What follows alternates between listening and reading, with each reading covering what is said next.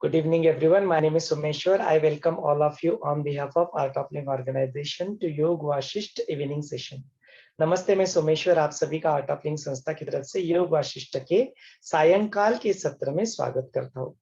आज का अपना यह सत्र इंग्लिश में होता है, यही सत्र हम लोग कल इसको हिंदी में भी प्रेजेंट करते हैं। So today we are on day 83. We are continuing with the Bhas and Vilas story, and there is a very beautiful knowledge that is being emerging. That Vashishtha Muni is telling Rama. That knowledge is we'll see that how this bondage, how this journey of this bondage starts, and how do one can reach to this mukti, moksha, liberation. And many of us walk on this path, and there are many such curiosity and questions. We'll try to address that today. So just like every day, we will continue our session by chanting Om 3 times. Let us all close our eyes. आंखें बंद कर लें. Sit comfortably. आराम से बैठ जाएं. रीढ़ की हड्डी सीधी हो, गर्दन सीधी, shoulders relaxed.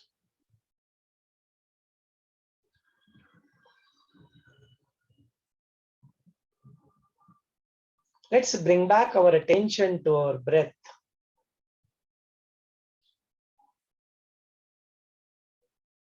You have already spent your day, whatever you wanted to do, you have done that.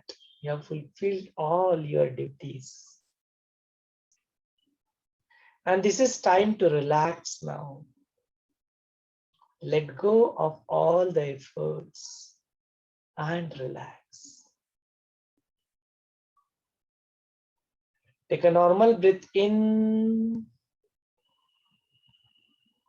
and let go. Take a deep breath in and as you breathe out, drop all your past and come back to the present moment. Anyway, your past is like a dream. And you are awake right now, this moment. The moment this one becomes awake, the dream automatically drops. Let us welcome this moment by chanting Om 3 times. Breathe in.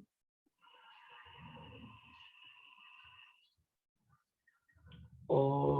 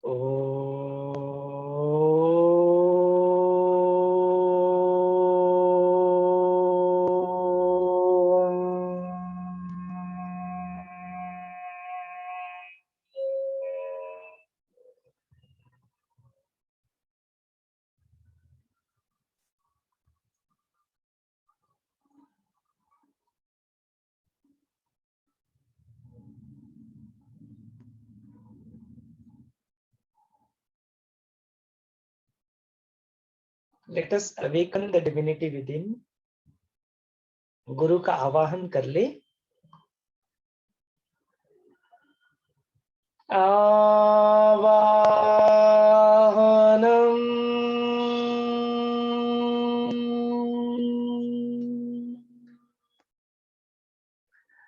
आवाहनम.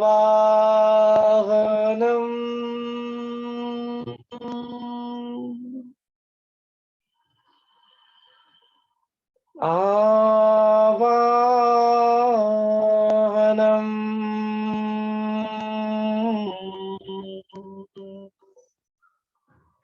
पुनः पुनः.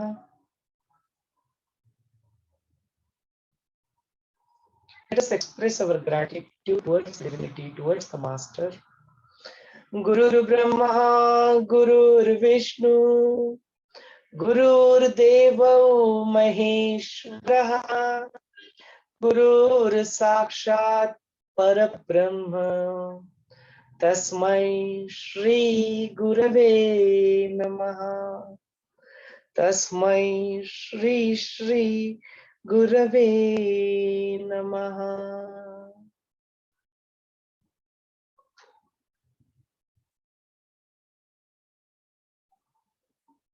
Let us pray to the divinity, to the master. Whatever the words that come out of this mouth, whatever the thoughts that hover onto our mind, whatever the actions that are happening, what is the power of discrimination that is arising in the intellect, whatever the impressions that might be creating your memory, if so, and if still there is an iota of that I, me, let thy be inspired by the master alone.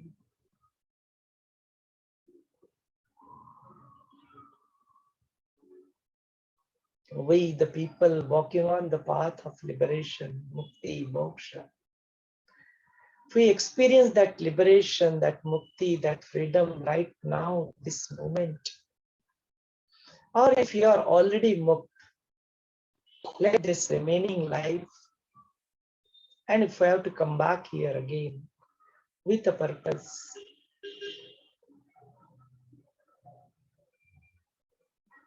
let thy be inspired by the master alone. Feel the presence of the master within and outside.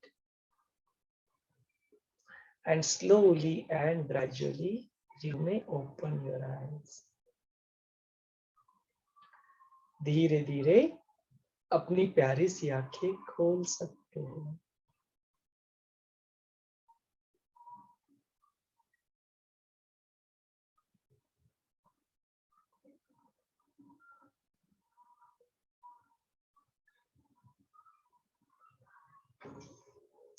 Jai Gurudev. Let us continue with our session. Today we are on sub-chapter number 60 and we are in chapter number 5, Upasham Rakaran. So here we have seen the story of Bhas and Vilas. There were two friends. They used to stay in the ashrama of Atri, and slowly and gradually they grow and they start doing their tenets, their tapascharya, their austerity. And after some time they happens to meet each other. They have a very beautiful dialogue between them and walking on that path and discussing all this knowledge, cross-questioning, inquiring, self-inquiry and all that. Ultimately, they also attain the Atmaka. Ultimately, attain the self-knowledge, self-realization. So here Vaashishtha Muni is now interacting with Rama, and Rama is also asking few questions here and there. Vaashishtha Muni started guiding Rama. What is that knowledge? How is that knowledge one can experience in their life? How one can get rid of this mind? How can get one rid of that having a say over your control or self-control or your senses? How to attain that peace?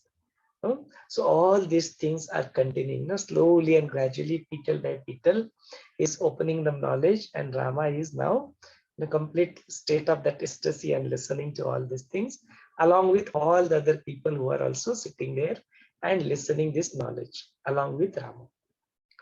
So Vaashishtha Muni continues here, hey Rama, that whatever these things that you observe in this world, and related to that, whatever the thoughts that come into your mind of this side and that side, positive and negative, that completely take you towards the outward journey of your those five senses, Vishayas. That thing worth dropping and coming back to your source, that is called Chit. And then you remain in that Chit and enjoy over there.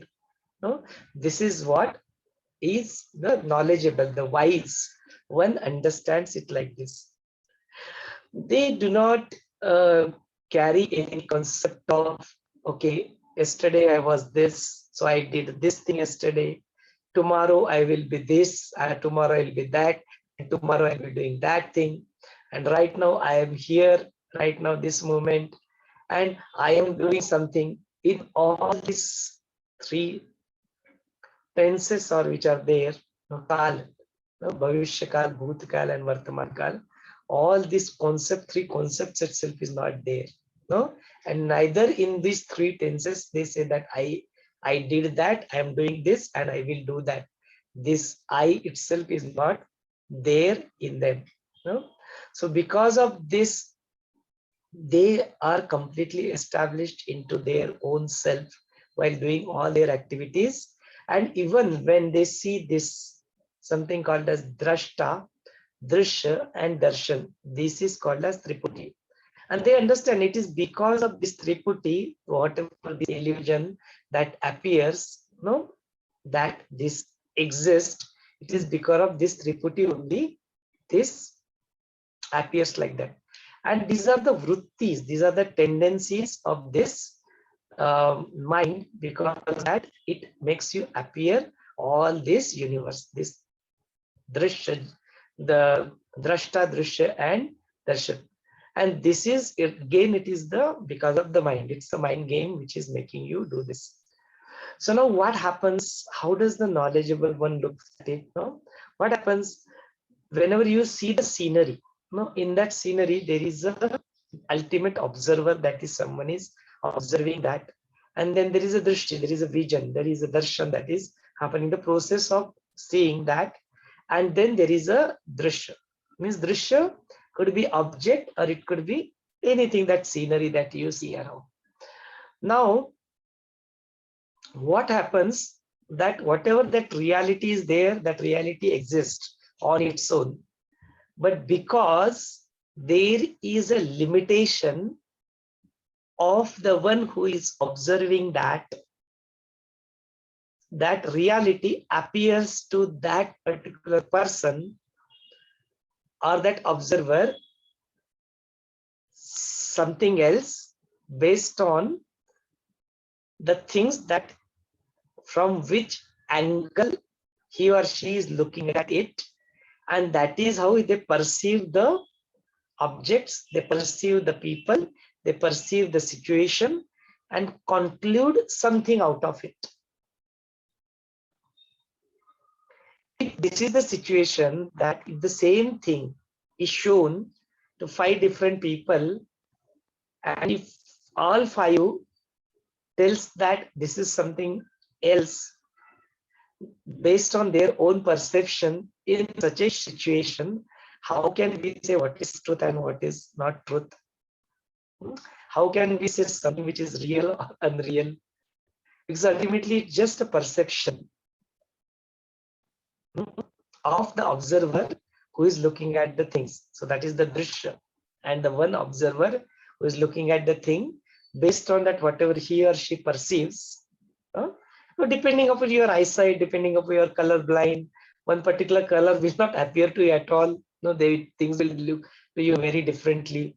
No, once you go into the desert or that horizon, it will appear that there is water coming here. No, but in reality, that's not the water. We have recently saw that interstellar movie that they see there are mountains, and then after carefully observing, they see that was the very big wave of tsunami. So see how the things changes based on the perception, who is perceiving it, the grahan, that 5 senses which do that grahan based on the things changes. So in such a situation, how can one say that what is real and what is real? You know, Vaashishtha Muni is telling. Just to understand this, suppose if I say this is what is this. So okay, you'll say bottle, and then if I see what is the shape of this bottle, you'll say okay, it is little bit cylindrical, it is like this, and then on the top it is conical and this. But if I the same bottle, if I just now hold it like this, And will you be able to tell that it's a bottle now? It could be anything else. It could be glass. No, it could be anything else. Can anyone say that this is a bottle right now? No.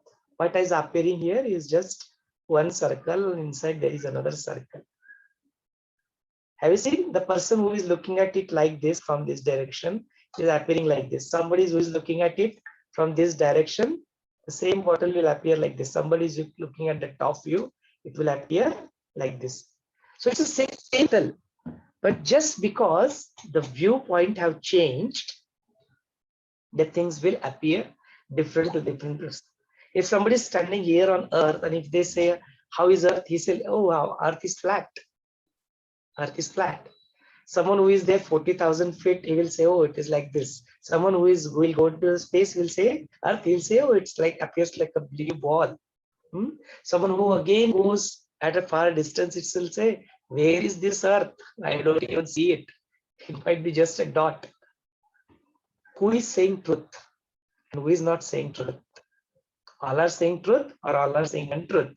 All are saying real or unreal? What is it? This is what the thing that is now Vaashishtha Muni is telling. And once you realize this truth, that whatever these five senses are perceiving, they have a very limited capacity to perceive the things. They really do not tell you the truth, what might be truth. Then one does not get caught up in it. That is what the knowledgeable does. We have seen the story of that. Okay, there is a woman who is cooking. She is cooking in the kitchen, and she is in a hurry. And suddenly there is a bell that rings, and she goes that not realizing she did not even heard the bell is not even rung actually. And she wanted to go. She suddenly remembers that she has not closed that door properly, and just she wants to go and close that door properly. Now look at the perspective of the woman who is doing the kitchen. She wants to rush to the kitchen, that something is there on the cooking gas, and she has to pay an attention, otherwise it will get burned. This is one perspective. When she goes and runs towards the door, she banged the door there. At the same time, there is some relative who has come from the outside, who is waiting, who has also rung the bell. Bell has actually not rung, but that person is thinking, look how this woman is behaving. She knows I had that talk with her, no? So because of that only, she is now, look at her eyes. Sorry, I'm standing here. That poor lady, I don't even know that somebody exists over there outside. Same situation. It's the door banging, but the one person is perceiving it as that she is just in a hurry. She has to run towards the gas, so she just pushed that door and it banged. And the same situation, the person who is standing outside, because of that past baggage, what that person, look at her. She banged the door on me. She was supposed to open the door, take me in. All these things. Are you getting this? There are same situation, same object, the two different persons perceiving it in a totally different manner.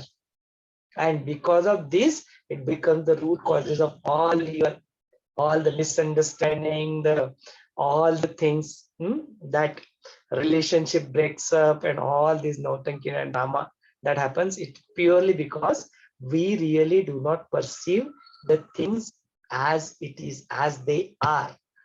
We perceive the way we want it. Because of this principle, once we understand, it is the mind. It is the mind which is seeing the things as it wants.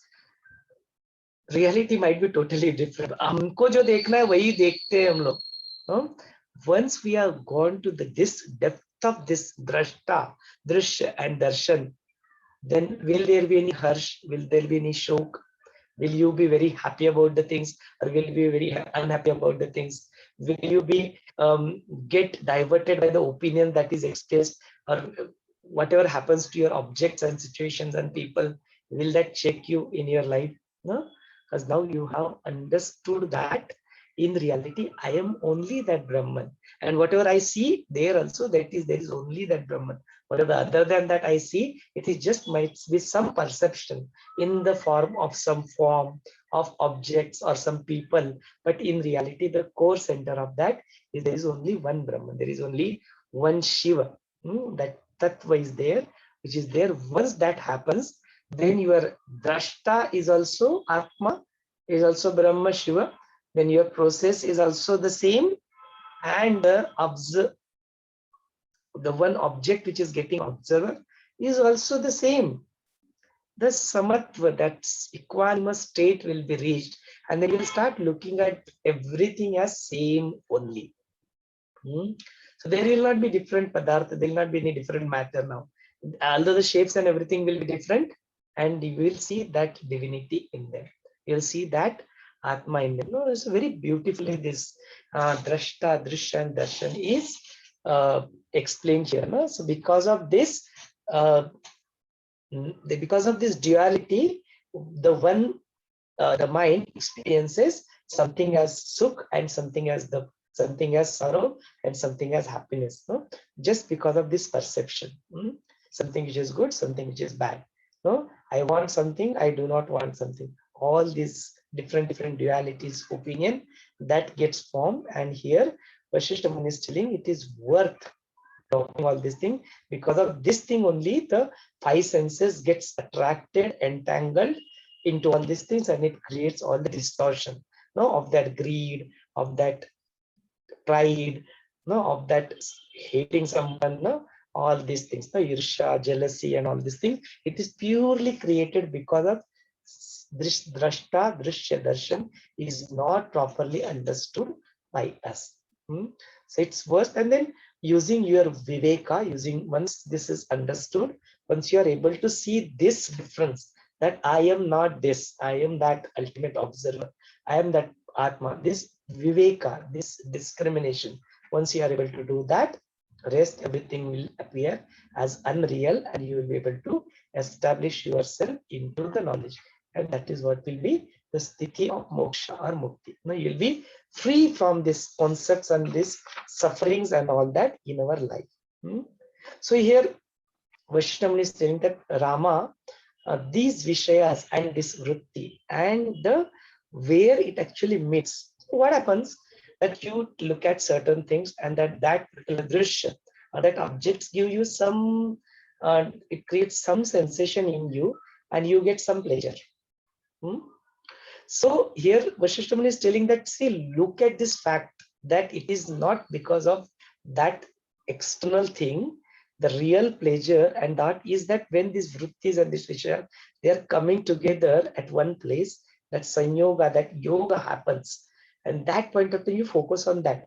That is where the joy is. That is where that is what is Paramatma's real swarup, the actual vastavik swarup is that. You focus on that. So once you do that, automatically all these things, vishaya, the vrittis, the tendencies will automatically drop. No, it is not that the joy is in that gulab jamun. It is not the joy is in that any object, vyakti, paristiti, anything. No, it is there within. It is kindling something within you, and that is what you are. Then you will become free from this. No, then very beautifully it is stated. What is this state of this drashya, drishya, darshan? What you have just spoken about. So it is called that is saushupta drishti. No, it's called jagruti til sushupti. Means how is this is that you are aware right now, you are aware, and yet at the same time you are like in a state of sushupti. Means you are not reacting to anything. You are just sitting and becoming an ultimate observer, and there are no reactions involved. It's like a sushupti avastha. So that avastha is called as very important. No? So the one who are attain that shreshta buddhi, that intellect, that viveka, that pragya that has arisen in someone, is that thing they will attain this turyavastha. They will remain in this state of turyavastha, which is beyond all these three other states. No, this jagrata, swapna, and sushupti. Beyond this, they will do this, and then that point of time, how it will be? It will be vedait. There will not be any discrimination. There will not be duality. It will be vishaya rahit. There will not be any outward senses of going. It will be vikara rahit. All these kama, krodha, lobha, mada, moha, matsara, greed, entitlement, anger, jealousy, all these vikaras, no, shandripus, no, they will not be there. And what will remain is the only one bhava of what? That is called Chaitanya. And then that will be nirapeksha, means there will not be any apeksha, there will not be any desires and cravings, no? And hopes and asha, all these things will not be there. You will establish yourself in the Swayam Prakash, it means the self-luminous self. No? Vishaya, Vritti, all these tendencies of the things of good, bad, all these things will not be there. That is the real Swarupa of Atma. And then he continues further, and Vasishthaman felt that if somebody really asks the one who are this self-realized soul, the one who have become Atma Gyani, and you go and ask them, okay, tell me what is, how does Atma look like? Tell me what more about Atma. And then in that particular state, these Jivan Mukta, they are really not able to express it in words.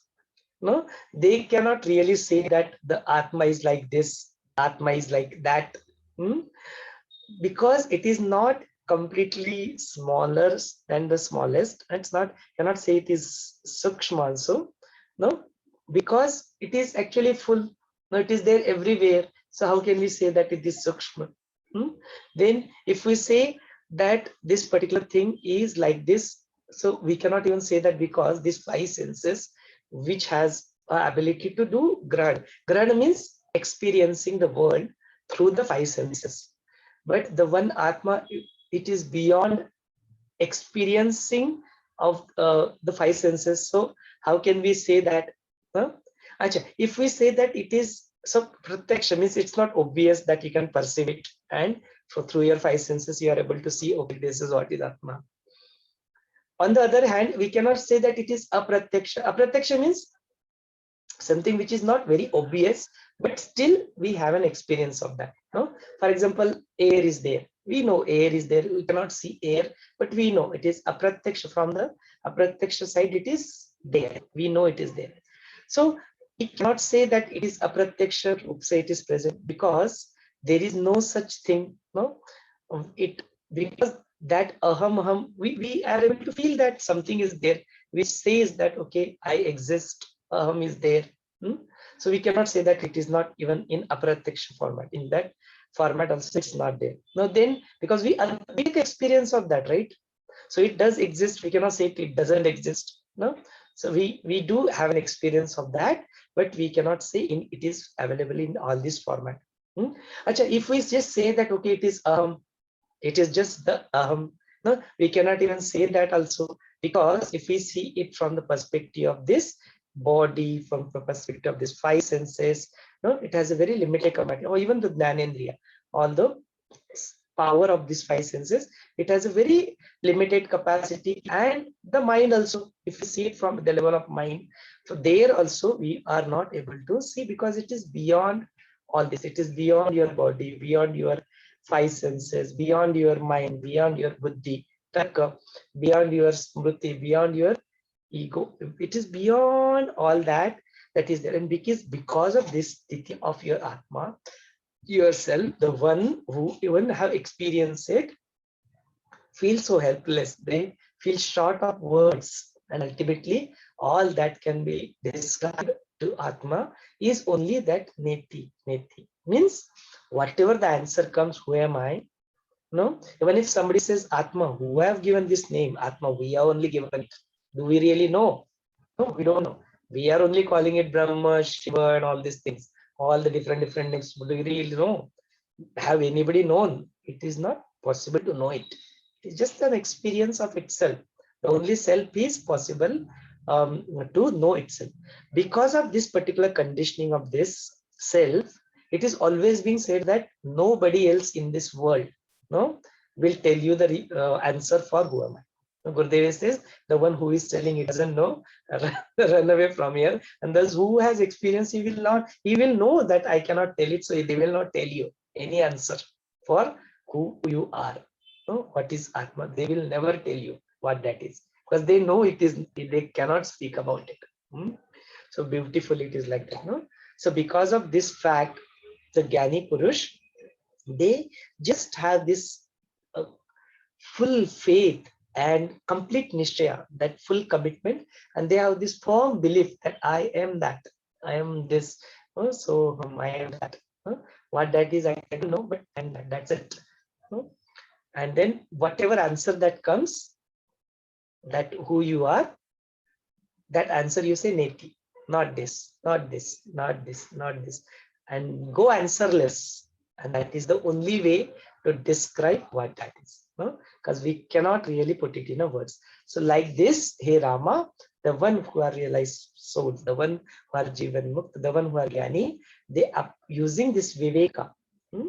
They take the Ashraya, they surrender to this Viveka, they use this Viveka, and they dissolve this Dvaita Bhavana, means this duality completely, they drop it, and then that Chintamani of, that Chintamani means the one which is able to fulfill everything for you, that knowledge once they get it, then they completely submerge into, stay in that city. That is what is called as Mukti. That is what is called as, that is what they achieve in this way.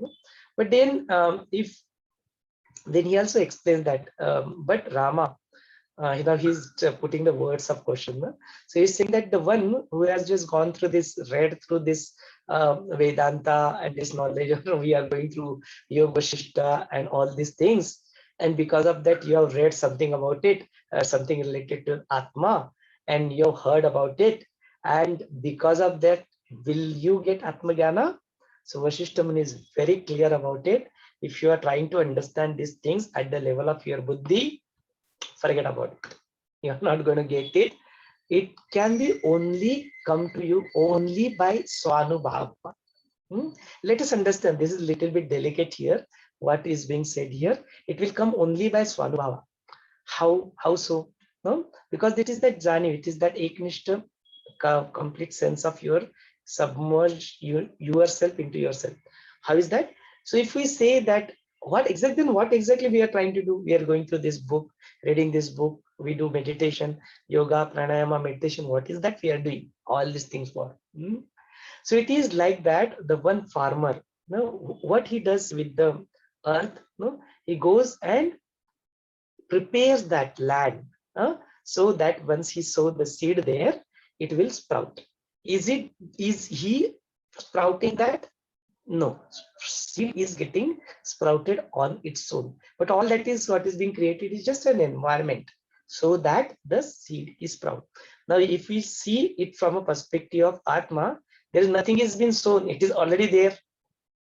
It is not that you have picked up the Atma and put it. No, it is already there. It is omnipresent. It is already there. Omnipotent. It is already there. Then what you are doing?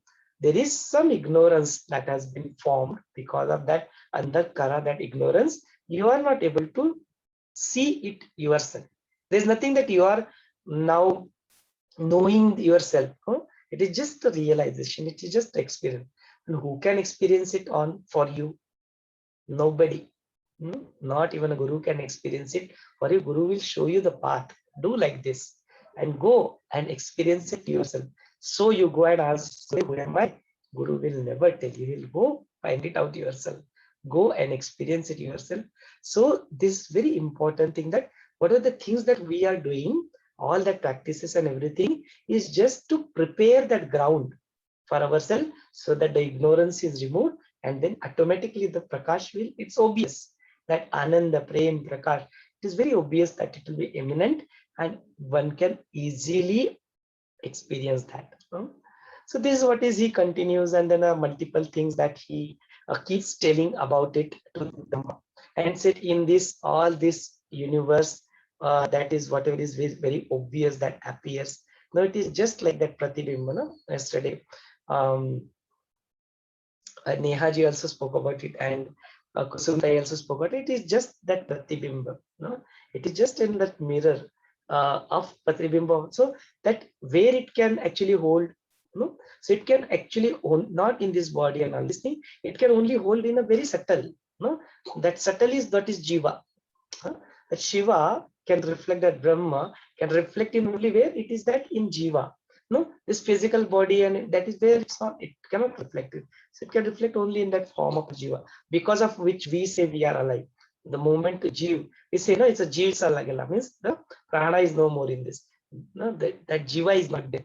So the moment that jiva is not there, what is the use of these five senses and this body? Nothing. You are dying. No, this body will die. So it is that jiva, that is where it can reflect. That is been said here. Then he can. So what is that jiva is called? It's said it's a sukshma. It's very subtle, and it is in the form of linga deha. Linga means symbolic. No, so it is in the form of symbolic linga deha. It is in that form. So it is like in that aina. It is in that mirror. This atma gets pratibhimbit. Means it reflects itself in that. It is that sukshma. It is like that. So that is also been told here. So then he continues, and then he comes to the topic of this bandha and moksha.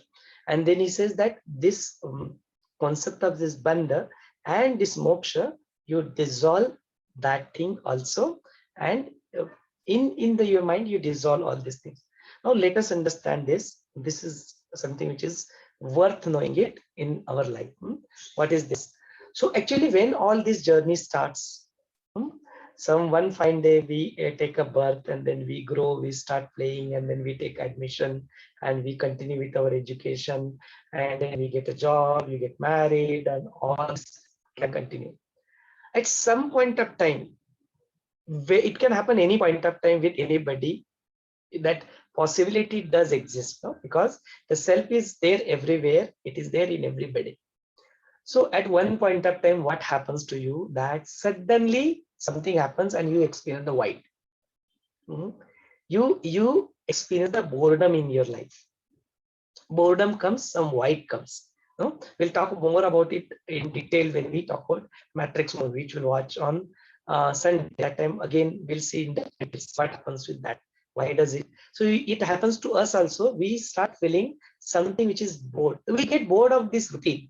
You remember that it happens with the Bali Raja when you are experiencing all the sukha, everything was there, suddenly starts feeling very wide. What is that I'm doing? I every day wake up, I do the same thing, I sleep, I wake up, I eat, I do this. Some wide.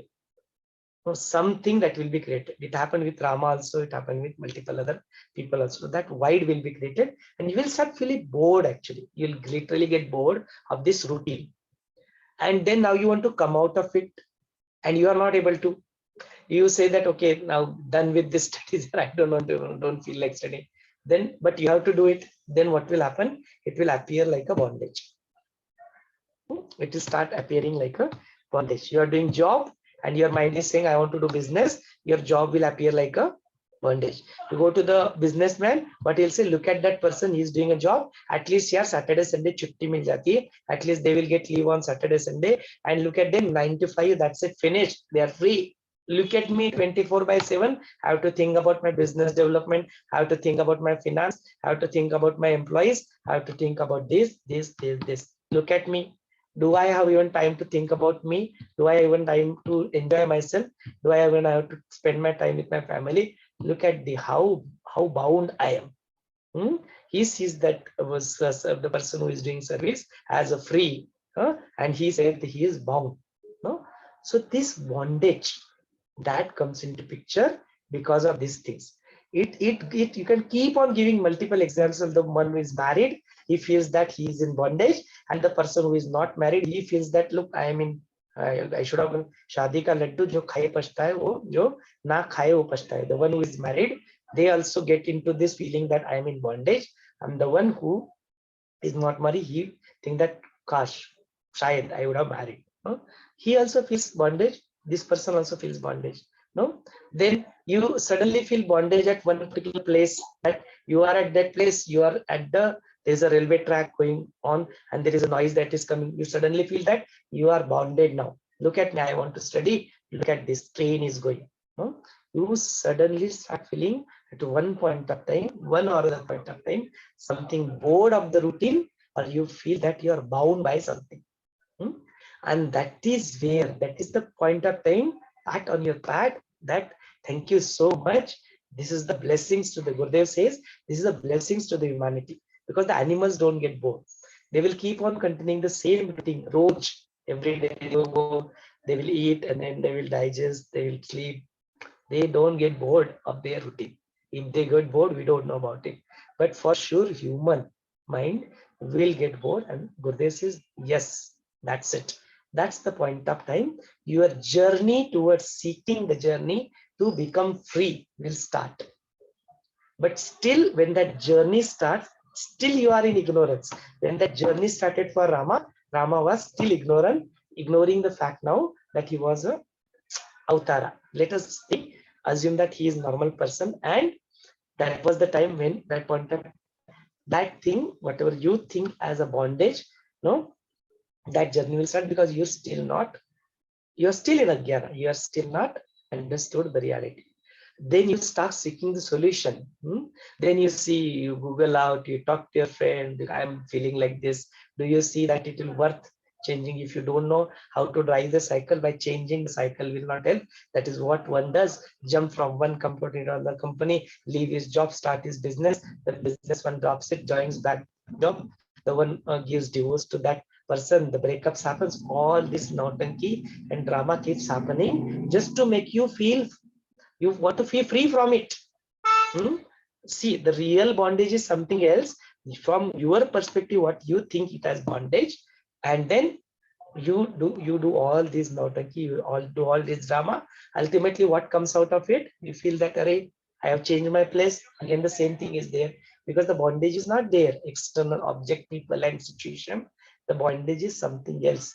And until and unless you change your job, you change your wife, you change your girlfriend, you change your objects, this car, this cycle, that cycle, you do try all these things up, ultimately you will not make yourself free from the bondage, because that is not the real. You have misunderstood the bondage.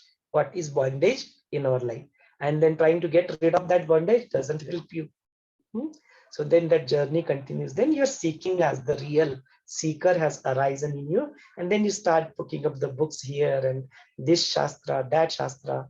And you start looking, okay, let me do this course. Let me do Art of Living course. Let me go to Sadhguru. Let me go to Vipassana, all these other things. That journey starts. So somewhere you do some practices, yoga, pranayama, meditation, you comes into the knowledge, you comes to Gurudev, you comes to understand. And that point of time, you see whatever things I have been considering as a bondage, they are not a bondage altogether.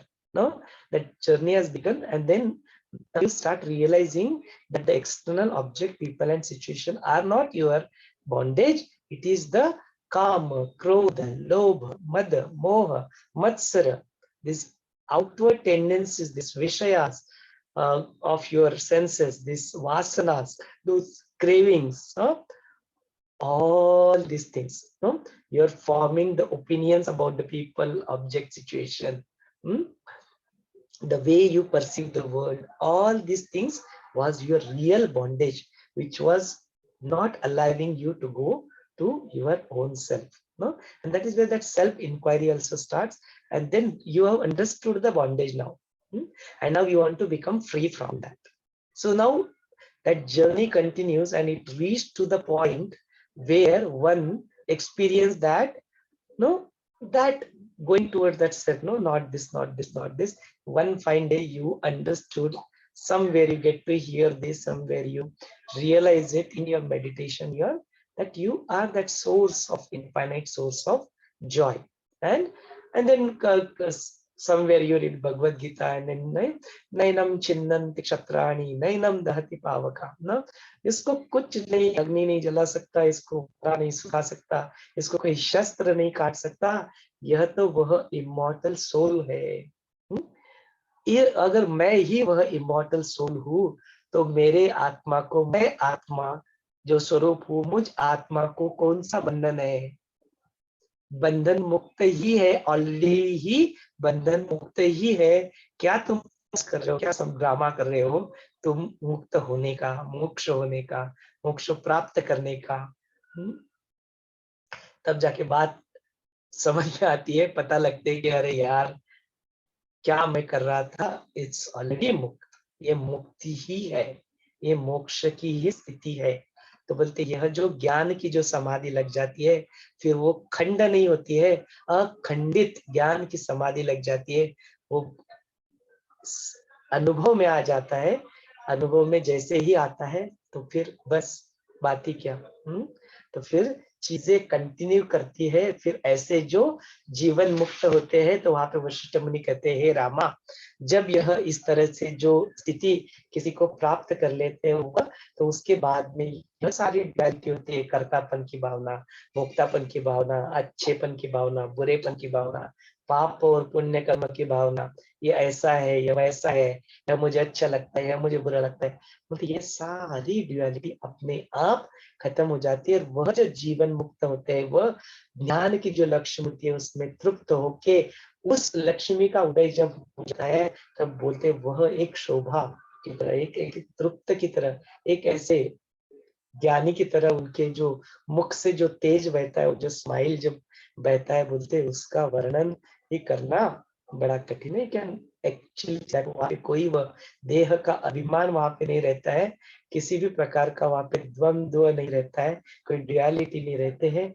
एक शांत, ना हर्ष, ना शोक, ना विषाद, कई भी सारी चीजें अपने आप नष्ट होके एक चंद्र की भांति एक शीतलता, एक सौंदर्य संपन्न जो आह्लाददायक जो युक्त स्थिति होती है, जो ताप रहित, किसी भी तरह का ताप वहां पे, किसी भी प्रकार का ज्वर यहाँ पे इन जीवन मुक्तों में दिखाई नहीं देता है। इस तरह की यह स्थिति को, यह जीवन मुक्त जो होते हैं, वह उस स्थिति का अनुभव करते हैं, पूरी तरह से संतुष्ट, तृप्त, एक दया, उनके मन में जो कंपैशन, वो सारी जो क्वालिटीज, जो वैल्यूज जो हमने देखे ना यम नियमा में, वो सारी चीजें वहां पे एक अपने आप जीवन मुक्त में वो शोभायमान दिखाई देती है। इस तरह से जो ज्ञानी पुरुष रहते हैं कि वह जिस तरह से कल्पांत के तक जो समुद्र होता है, वो समुद्र अपनी सीमाओं को लांग देता है, पूरी पृथ्वी उस समुद्र के अंदर कल्पांत में डूब जाती है प्रलय के वक्त। इस तरह से बोलते यह जब आत्मज्ञान की स्थिति प्राप्त हो जाती है, तो यह देह उसको रोक नहीं पाता। आत्मज्ञानी कहता है कि आई एम द वन, मेरे अलावा कोई और है ही नहीं। मुझ अकेले को कृष्ण करते, मुझ अकेले को मामेकम श्रवणम, मामेकम,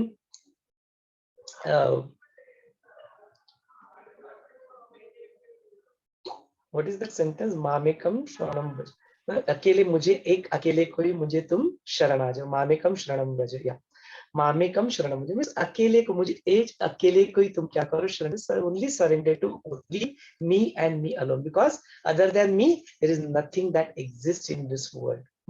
That is the city, that is, they are not able to limit themselves to only this body. Now they are able to see the same consciousness, the same Atman in yourself, myself, everywhere they see the same thing. How can in such a state, when that Advaita, that Dvaita Bhavana is completely dropped and one is established, how can you hate someone? How can you like someone? Everybody appears to be very equal. So like this, the one who has realized, they will just do their action. These Jivan Muktas, they will just do their actions just as if they are doing there, and there will not be any karma that will get formed. They will continue to this. So once they go to the small kids, they behave like a small kids. They once go to the elderly one, they will behave like the elderly one. Once they go to the if somebody is dukhi, they go and sit with them, they will also experience that same dukkha as if it has happened to them, because they feel so one. They will so united with them, and they will also see, they will also be very dukhi. All these things, they will be very dhairyashal, they will be always contented, anandi means happy about all these things. That so like this, the charitra of this Jivan Mukta will be there. They will behave with the one who is loving, and they will behave with them loving. The one who is very cruel, they will behave in the same way with them. They will treat, you look at the Krishna. Krishna did the same thing. He used all the yuktis. He was such a politician. He used, despite of being a divine soul, the Mukta, Jivan Mukta, he treated the people tit for that. So that thing will appear, because there is no concept form here. So there is no, that vrittis of chittas are not affecting. They are just dealing with the situation as it should be dealt with, without forming any opinion about it, without getting affected of the consequences of that. They will just continue to perform the actions the way it should be. So because of all these things, now Vasishtha Muni is telling Rama, hey Rama, it is really for the ordinary people to distinguish that who is Jivan Mukta and who is not. No, because they will keep on doing all the things as if routine, as if they are not Jivan Mukta. They are not free. They will just continue to do this. No, certain things will be very obvious and certain things will be very difficult to understand of their behavior. Why they behave like this? They should not behave. Now we have this opinion. He's art of living teacher. He is why they are behaving like this. They shouldn't have behaved like this. But here Vasishtha Muni is saying it is very difficult for us to understand their behavior. We cannot just by outward behavior we cannot comprehend that he is the free and he is not free. He is liberated and he is not liberated. No, it is not possible for us to go ahead and distinguish like that. So here Vasishtha Muni is telling that they do not have all these things, whatever we say, no? That lajja, that shyness, no? That deenata, that hina bhav, udatpana means the one arrogance, no? Khinnata means the sorrow, no? That garva, that pride, no? Utharpana, you don't see that, oh, do this, no, that is not there, that adhirata is not there. I want to achieve something which is impatience, no, adhirata is there. And then all that it doesn't touch all this Jivan Mukta. They just remain like a space, no? It is like ati nirmal, no? They just remain like that thing, that space, no? And because of all such factors, no, that whatever that Gyani Purush, no, unki kalpana means to imagine like that their behavior is not really possible for the ordinary people. So there, that is where Vasishtha Muni also explains about something called as viraga. No? Tasya sukham na karoti viraga, Shankaracharya said about this. So he is telling that Rama, it's worth this vairagya to apne, you adopt this, no, in your life. Rama is already in that vairagya right from the start. So like that is this, the Buddhimani Purush, the one who is Gyani, they do all these things. No?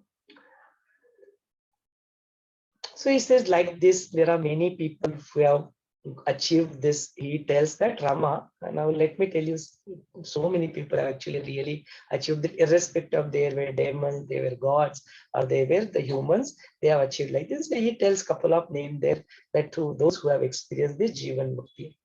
So he talks about the Videhanagri, the king of Videhanagri, Janak Raja. He talks about your own ancestors, Dilip Raja, then Mahabuddhiman Manu, then Mandata Raja, Rama. Then there was like Bali, Inamuchi, Vrittasar, Pralada, Shambara. So these were demons, Daityas. They have also achieved that Uchchakoti. And in Devatas, we know all, many of them, Agni and all these things. No, Indra and all this. There are many Devatas who also achieved that state. Shukracharya is one of them, Bruhaspati is there. No, there are so many of them. So that is where we'll take a pause here. आज के इस programme पे रोक लेते हैं. At least मैं अपनी वाणी को यहाँ विश्राम देता हूँ. I would like to hand over this session to all of you. Whatever your takeaways from this, if you have any questions, any doubts, please feel free so that we can discuss it and get it clarified here. If you would like to express yourself, your takeaways, you are welcome to do that.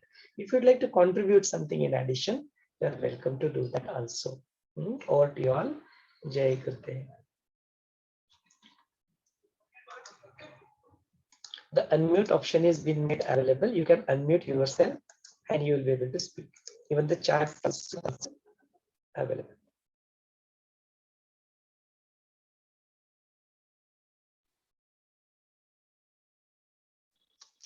Jai Gurudev, and good evening to all of you.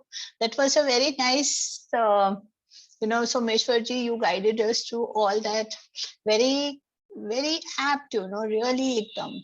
And it was so, everything that you see is Brahman, that infinity is everything. So everything is a dance of that infinity which is going on actually. So here, I just remembered, an example of what you call, that is the crust of the Vedanta, that is the pot and the clay.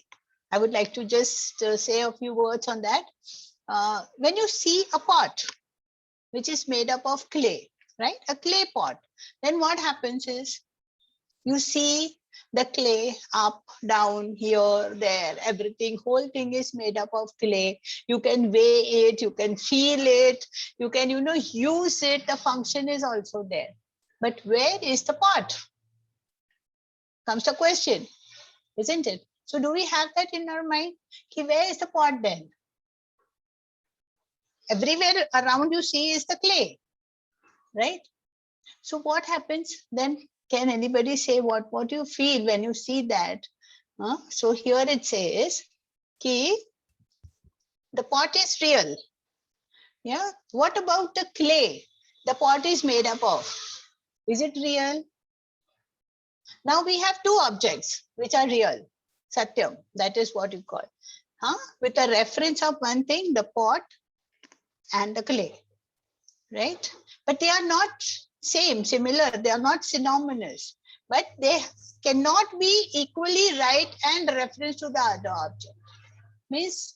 That means that even though when I cannot say anyone is completely wrong, one has to be more right than the other, isn't it? You cannot say both are wrong or both are right. Then which one is more right? The pot doesn't have a being without clay. Now the pot cannot be there without the clay. So we have seen the weight of the pot is the weight of the clay, right? The touch of the pot is a touch of the clay. The pot is not upon the clay, nor does it come out of the clay. We cannot even imagine a clay pot without thinking about the clay, right? So from this, we understand that the pot is clay and the clay is not the pot. Pot is an independent object. It is just as a word, the name revealing a form of clay, and it has given a function, right? So in the same way, what happens? Everything is Purna. Everything is Purna. You cannot say that something is going out of the consciousness. Even our mind, Chitta, Jiva, whatever we saw, everything and everything, it's in that Purna. So I am that consciousness. Rest is all what you can see. But that pot, you cannot see anywhere. Exactly, the Brahman is there everywhere. Everywhere. What we can see is the clay, and we have given the names, the objects, and to all the things that we see in the world, right? But where do we see Brahman? We cannot see it. So, but then, now here what it says, where clay was said to be Satyam and pot was said to be a Mithya, because clay could be seen, but pot was not to be seen. Is clay really Satyam? No. Is it really? No, but it changes because it's made up of molecules, right?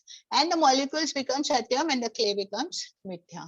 So this is how, the atoms, they keep on turning in the particles. That is what we see, right? And here it is again explained as, it says that all the forms depend upon the existence. Existence is in the present, means hai, that what we say, that hai jo hai, that is the existence, and it is present in through all the forms, all the particles, atoms, molecules, clay and pot. So everything, wherever you see, it is that Purnata, that what we called is the consciousness. So that Purna is everywhere. So the molecule is, the clay is, the pot is. So whatever is the existence, that is Satya, and that is Purna upon all the forms that depend upon these beings. So that was very wonderful. I really liked it. We can go ahead in this also, but since we are running out of time, so even here, that is what is explained everywhere. It is the Brahman, that is the absolute. That delight which arises in the context of the pure experiencing, and the experience is the highest to the ignorant, and it is worldliness, and for the wise it is the liberation. So till you are with the body, so all whatever you experience will give you that, sorrow, pain, everything, whatever, birth, death, cycles, everything. But the minute you come to the experiencer, you are the self-witness, then what happens? That is liberation. So I think so it is very simple, So either you are this body, that is everything then comes, or you are that experiencer, that witness. So what happens? That freedom comes. So it is upon again your mind where it goes. So we will have a contemplation on this pot and clay, and then we can see that tomorrow. It's a very beautiful example of Advaita. Yeah. So when this pot breaks also, what happens? Andar Akash, Bahar Akash, Madhya Akash, all Akash becomes the same. And that is Brahman. You can't say pot ka Akash comes out and goes into some other space or the consciousness. No, it's there inside, then outside, within, everywhere. Oth Prot it is. So Oth Prot is Brahman. That is what it is. And that is freedom, and that is liberation. That awareness, when it comes in you, is the freedom. Everything will be same. Your life will go on same. बोलते हैं कि ज्ञानी और अज्ञानी में ना ही कोई भेद. There is no भेद between them. They also eat, sleep, everything, do everything like that. But Ajnani is with the body consciousness, and Jnani is with the awareness. That is the difference. So what you see is all Brahman. जहां तक जाती दृष्टि है, जहां तक फैली सृष्टि है, everything is Brahman. So that infinite consciousness I am. And with that note, I would love to take a pause. Thank you. Thank you, Someshwarji, for letting me express myself. Thank you.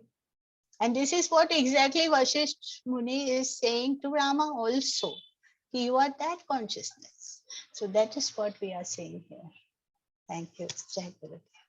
Jai Guru Sangeeta. That was a really beautiful contribution. Short and sweet, but it was really worth. Realizing that thing is the ultimate in life. Thank you so much. Anybody else would like to unmute themselves and speak? You are welcome to do that. Or if you have any questions, you are welcome to ask that.